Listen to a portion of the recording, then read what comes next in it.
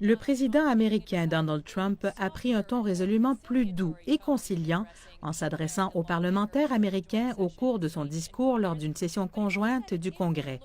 Il a présenté à cette occasion un agenda davantage centré sur les dépenses intérieures que vers l'étranger. Après 40 jours en poste, le président américain Donald Trump a présenté sa vision d'une question qui lui a permis de gagner la Maison-Blanche, davantage de fermeté envers l'immigration. Nous devons restaurer l'intégrité et l'application de la loi à nos frontières. Le gouvernement américain a déjà commencé à rassembler des offres pour construire des parties du fameux mur le long de la frontière sud, construction qui devrait débuter en avril. Trump a défendu son décret controversé sur l'immigration et a proposé des réformes sur l'immigration légale.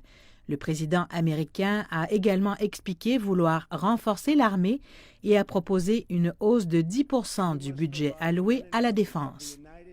Nous devons fournir aux hommes et aux femmes de l'armée des États-Unis les outils dont ils ont besoin pour empêcher la guerre et, s'il le faut, combattre et vaincre. L'administration Trump a déjà commencé à élaborer un nouveau plan pour détruire l'organisation terroriste Daesh, sanctionner l'Iran pour son lancement de missiles balistiques et renforcer son alliance avec Israël.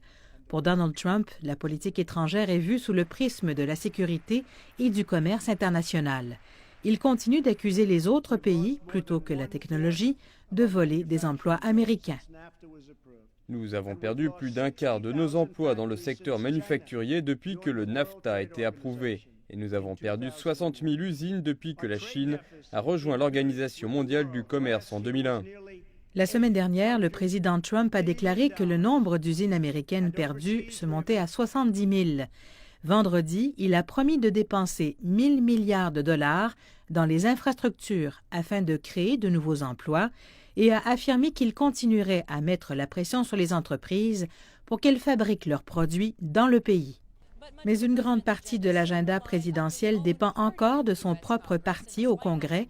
Malgré un nombre de sièges majoritaires par rapport aux démocrates, il n'arrive pas à se mettre d'accord sur la manière de réaliser cet agenda et encore moins sur son financement.